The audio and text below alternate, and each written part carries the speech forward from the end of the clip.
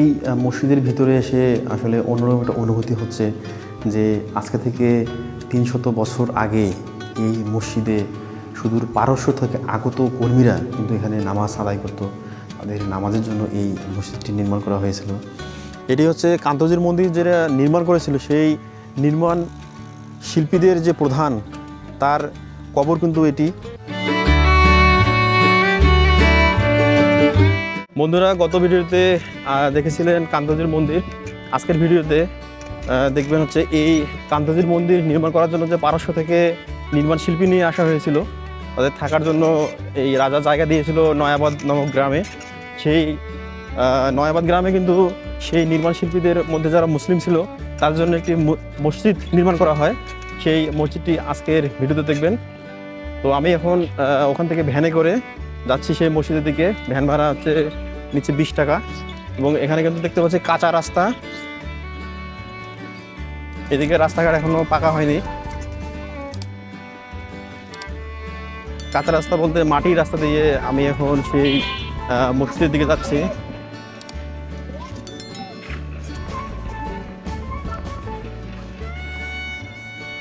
এই মসজিদে যাওয়ার রাস্তাটি গ্রামের ভিতর দিয়ে চলে গেছে মসজিদের দিকে।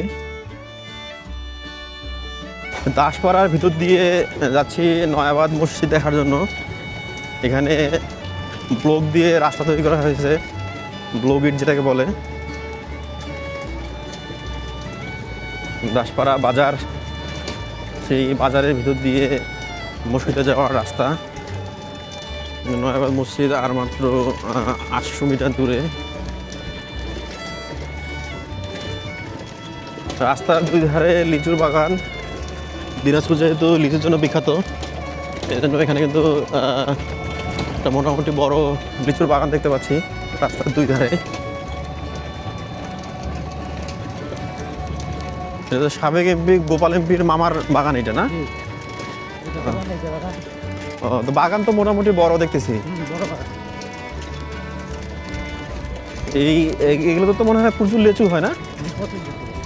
প্রচুর লিচু হয়।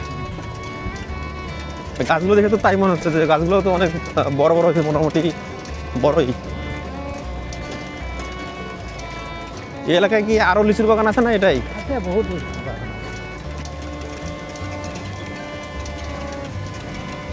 বন্ধুরা, আমি এখন আছি নয়াবাদ মসজিদের ঠিক প্রবেশ মুখে। এখন ভিতরে প্রবেশ করব। এই হচ্ছে নয়াবাদ মসজিদের চত্বর এবং হচ্ছে এই হচ্ছে নয়াবাদ মসজিদ। 3 গম্বুজ বিশিষ্ট এই নয়াবাদ মসজিদ। আমরা শুরুতে এই নয়াবাদ মসজিদের যে ইতিহাস সম্বলিত একটি সাইনবোর্ড এখানে উপজেলা প্রশাসনের পক্ষ থেকে দেওয়া, সেটা দেখব। এই নয়াবাদ মসজিদ দিনাজপুর শহর থেকে 20 কিলোমিটার উত্তর পশ্চিমে কিন্তু অবস্থিত। এবং এটি হচ্ছে 1200 বঙ্গাব্দে 2রা জ্যৈষ্ঠ আনুমানিক 1793 খ্রিস্টাব্দে মোগল সম্রাট দ্বিতীয় শাহ আলমের শাসনামলে মসজিদটি কিন্তু নির্মিত হয়। এবং স্থানীয় লোকজনের মতে মসজিদটি 18 শতকের মাঝামাঝি পারস্য থেকে যে লোকজন এসেছিল কান্তজির মন্দির নির্মাণের জন্য, সেই আগত মুসলিম যা স্থাপত্য কর্মী যারা ছিল তাদের দ্বারা এই নয়াবাদ মসজিদটি নির্মাণ করা হয়। এবং এই নয়াবাদ মসজিদটি কিন্তু বর্তমানে বাংলাদেশ সরকারের প্রত্নতত্ত্ব অধিদপ্তরের আওতাধীন একটি সংরক্ষিত স্থাপনা। মসজিদটি ঠিক বাম পাশে যে আমরা দেখতে পাচ্ছি একটা কবর, এই কবরটি লোকমুখে শুনলাম এটি হচ্ছে কান্তজির মন্দির যেটা নির্মাণ করেছিল সেই নির্মাণ শিল্পীদের যে প্রধান তার কবর কিন্তু এটি। যদিও এখানে কোনো নাম ফলক কিংবা বিস্তারিত জানা নাই, স্থানীয় লোকজন বলল যে এটি কিন্তু তারই কবর, যিনি ছিল এই কান্তজির মন্দিরের নির্মাণ শিল্পীদের প্রধান। এবং এই মসজিদের বাম পাশে দেখুন এখানে সুন্দর একটা দান বাক্স রাখা হয়েছে। এটা কিন্তু অনেক সুন্দর করে তৈরি করা হয়েছে, নান্দনিক সৌন্দর্যে। নয়াবাদ মসজিদ।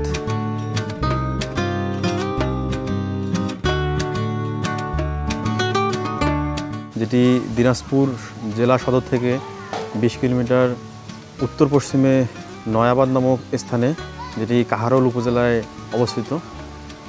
এই মসজিদটি নির্মাণ করা হয় আনুমানিক 1793 সালে মুঘল সম্রাট শাহ আলমের সময়। এই মসজিদটি মূলত কান্তজির মন্দিরের যারা নির্মাণ শিল্পী ছিল, যারা সুদূর পারস্য থেকে এসেছিল, তাদের মাধ্যমেই এই মসজিদটি নির্মাণ করা হয়। কারণ তারা কিন্তু এই নয়াবাদ যে গ্রাম রয়েছে, এই গ্রামে তারা বসবাস করত। তাদের বসবাসের জন্য রাজা প্রাণনাথ রায় তাদের জায়গা দিয়েছিল বসবাসের জন্য, এবং তাদের বসবাসের কারণে এবং তাদের ইবাদত বন্দেগী করার কারণে এবং তাদের ইবাদত বন্দেগী করার জন্যই কিন্তু এই মসজিদটি তাদের মাধ্যমেই নির্মিত হয়। তাই আমরা কিন্তু বলতে পারি যে এটা হচ্ছে যে মুঘল আমলে তৈরি এটা মসজিদ, নয়াবাদ মসজিদ। এবং এর কারুকার্য এবং সৌন্দর্য কিন্তু আসলেই মুগ্ধকর। এবং দেখুন যে এখানে যে টেরাকোটা ইউজ করা হয়েছে, 104টি মোট টেরাকোটা এখানে ইউজ করা হয়েছে সৌন্দর্য বন্ধের জন্য। এই যে একটি টেরাকোটা দেখতে পাচ্ছেন এখানে, এবং এই টেরাকোটাটি আসলে ভেঙে গেছে।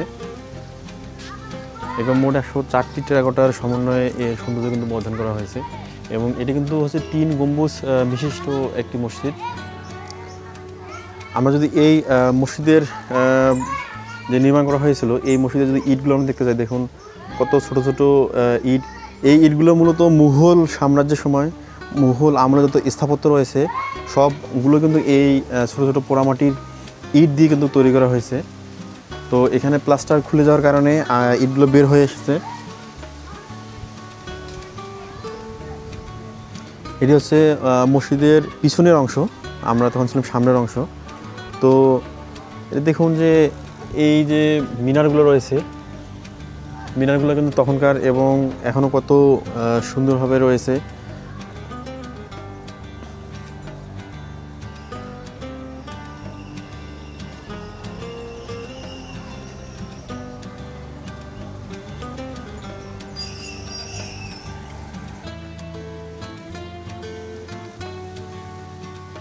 আমি এখন মসজিদটির ভিতরে প্রবেশ করব। এই দেখুন মসজিদের ভিতরের অংশ। মসজিদটাই ভিতরের অংশ ছোট হলেও কিন্তু অনেক সুন্দর এবং নান্দনিক করে তৈরি করা এই নয়াবাদ মসজিদটি। এখানে কিন্তু হচ্ছে তিনটা গম্বুজ রয়েছে। এই গম্বুজের কিন্তু নিচের অংশ দেখে বোঝা যাচ্ছে যে এখানে উপরে কিন্তু গম্বুজ আছে এই 3টি। এবং এর দেওয়াল অনেক পুরু, 1 মিটারের উপরে কিন্তু এই দেওয়ালের পুরুত্ব। আমি যেটা খুলে দিই, এখানে বাইরে থেকে কিন্তু সুন্দর আলো আসতেছে। এখানে দেখুন এই ওয়ালটা দেখুন যে কত পুরুত্ব, এটা কিন্তু অনেক পুরু এই ওয়ালটি। এবং মসজিদটি কিন্তু বর্তমান পরিচালিত হচ্ছে কাহারোল উপজেলার ইউনো মহোদয়ের সমন্বয়ে একটি কমিটি গঠন করা হয়েছে। সেই কমিটির মাধ্যমে কিন্তু এই নয়াবাদ মসজিদটি কিন্তু পরিচালিত হচ্ছে। এখানে দেখুন কোনো কিন্তু পিলার ইউজ করা হয়নি, কোনো পিলার ছাড়াই কিন্তু এখানে মাঝখানে কোনো পিলার ইউজ করা হয়নি। এখানে কোনো পিলার ছাড়াই কিন্তু এই মসজিদটি দেখতে পাচ্ছি। এই মসজিদের ভিতরে এসে আসলে অন্যরকম একটা অনুভূতি হচ্ছে যে আজকে থেকে 300 বছর আগে এই মসজিদে সুদূর পারস্য থেকে আগত কর্মীরা কিন্তু এখানে নামাজ আদায় করতো। তাদের নামাজের জন্য এই মসজিদটি নির্মাণ করা হয়েছিল। এটা আসলে একটা অন্যরকম অনুভূতি। আসলে ইতিহাস শুধু জানলেই হবে না, আমরা যদি ইতিহাসকে সঠিকভাবে বুঝতে চাই, সেটাকে অনুভব করতে চাই, তাহলে ইতিহাসের কাছে যেতে হবে। তো আমি কিন্তু নয়াবাদ মসজিদে এসে সেই ইতিহাসের, যদিও আগেই জানতাম যে এই নয়াবাদের মসজিদের ইতিহাস, কিন্তু আজকে যখন আসছি নিজে, তখন সচক্ষে দেখতেছি এবং এখানে উপস্থিত থাকতেছি, সেটা অন্যরকম একটা অনুভূতি। আজকে থেকে 300 বছর আগে এই মসজিদে নামাজ আদায় করেছিল তারা কিন্তু আজকে পৃথিবীতে নেই। এই জিনিসটা আসলে একটা অন্যরকম একটা অনুভূতি এখানে কাজ করতেছে, এটা আসলে এখানে না আসলে কিন্তু বোঝা যাবে না, সেই অনুভূতিটা বোঝা যাবে না। এই মসজিদের যে চত্বরটি রয়েছে, এটি কিন্তু এখন অনেক সাজানো গোছানো। এখানে দেখতে পাচ্ছেন এখানে ফুল, এবং এখানে কিন্তু একটা মাদ্রাসা রয়েছে। এবং হচ্ছে যে এই সামনে আমি দেখতে পাচ্ছি যে এটা উজুখানা এবং টয়লেট। এটা হচ্ছে উজুখানা, এটা হচ্ছে টয়লেট। এবং এটি কিন্তু হচ্ছে যে ইসলামিক ফাউন্ডেশনের তত্ত্বাবধানে মাদ্রাসা।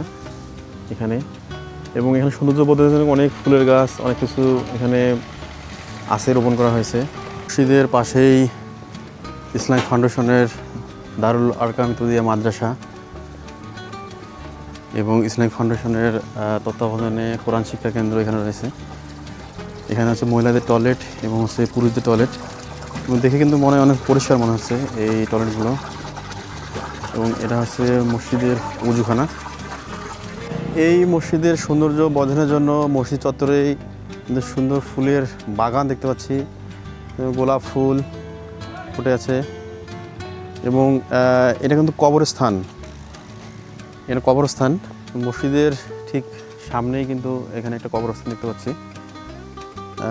মনে হচ্ছে যে এই কবরস্থানটি এই মসজিদ যারা নির্মাণ করেছিল, যারা কান্তজির মন্দিরের নির্মাণ কাজের সাথে জড়িত ছিল, তাদের এই কবরস্থানটি হতে পারে। কারণ এখানে কিন্তু কোনো পুরাতন কবরস্থানের কোনো নামফলক নেই এবং নতুন কোনো কবর নাই এখানে, তাই কিন্তু মনে হচ্ছে যে সেটি হতে পারে। দেখুন, এটা কিন্তু এই মসজিদের চত্বরটি কিন্তু অনেক বড়, অনেক বড় চত্বর এই মসজিদের। এই মসজিদের পাশেই চত্বরে কিন্তু বসার জন্য সুন্দর জায়গা রয়েছে। এই যে দেখুন, যারা আগত দর্শনার্থী রয়েছে তারা কিন্তু এখানে সহজে জিরিয়ে নিতে পারবে। এবং সব মিলে এই জায়গাটি কিন্তু একবারে কোলাহল মুক্ত, শান্ত, অনেক সুন্দর একটি জায়গা। এবং সবচেয়ে বড় কথা হচ্ছে যে এই নয়াবাদ মসজিদটি যেহেতু মুঘল আমলে তৈরি, তাই এটার ঐতিহাসিক গুরুত্ব কিন্তু অনেক বেশি। বন্ধুরা, নয়াবাদ মসজিদ থেকে বিদায় নিচ্ছি। এই কান্তজির মন্দিরকে কেন্দ্র করে একটি জাদুঘর প্রতিষ্ঠা করা হয়েছে, সেই জাদুঘরটি আপনাদের দেখাবো।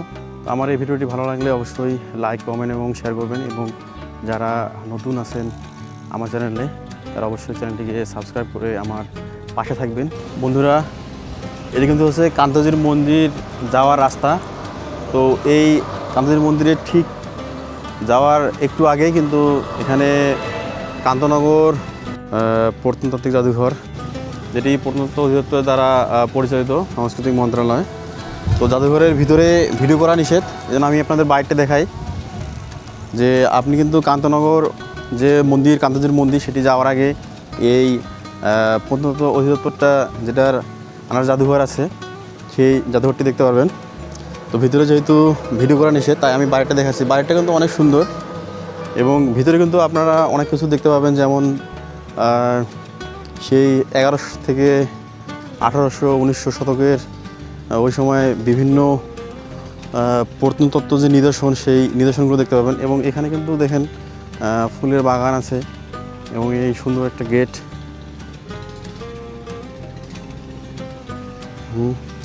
এটা কিন্তু খুব দারুণ একটা গাছ দিয়ে এরকম তৈরি হয়েছে, কত সুন্দর দেখতে।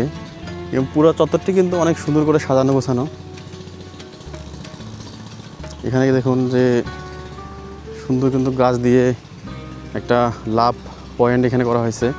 আবার গাছ দিয়ে কিন্তু সুন্দর শহীদ মিনার, ফুলের চত্বর দেখতে পাচ্ছি। আর জাদুঘরের ভিতরে কিন্তু বিভিন্ন যে নিদর্শন, যেমন কালো পাথরের মূর্তি 1800, 1900 শতকে এবং 1100 শতকের সময় যে নির্মিত, সেই অনেক নিদর্শন ওই জাদুঘরের ভিতরে দেখতে পাবেন। তো জাদুঘরের ভিতরে যেহেতু ভিডিও করা পারমিশন নেই, তাই আমি বাইরে চত্বরটা আপনাদের দেখাচ্ছি। অনেক সুন্দর একটা চত্বর। এটা কিন্তু হচ্ছে জাদুঘরের ভিতরের অংশ। তো ভিতরের অংশে কিন্তু ভিডিও করা নিষেধ আছে।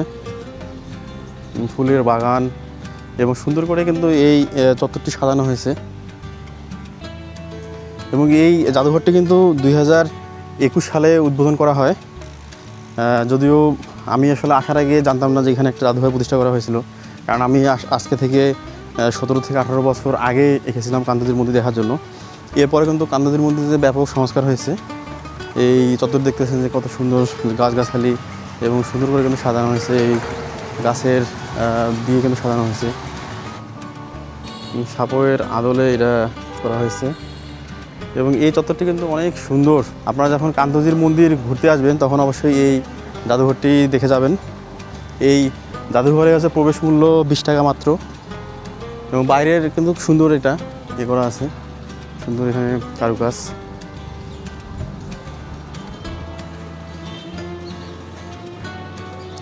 মানে এখানে হচ্ছে কান্তজির মন্দিরে যে টেরাকোটা আছে সেই টেরাকোটার আদলে এখানে একটা টেরাকোটার মতো করা হয়েছে। এখানে দেখুন কত সুন্দর এই অংশটি, অনেক সুন্দর কিন্তু এটি।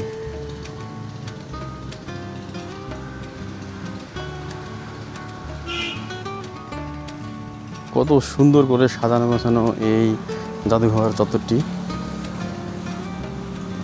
তো আপনারা যারা কান্তজির মন্দির দেখতে আসবেন তারা এটি হচ্ছে মিস করবেন না। এটা হচ্ছে কান্তনগর প্রত্নতাত্ত্বিক জাদুঘর, যেটি প্রত্নতত্ত্ব অধিদপ্তরের আন্ডারে কিন্তু পরিচালিত।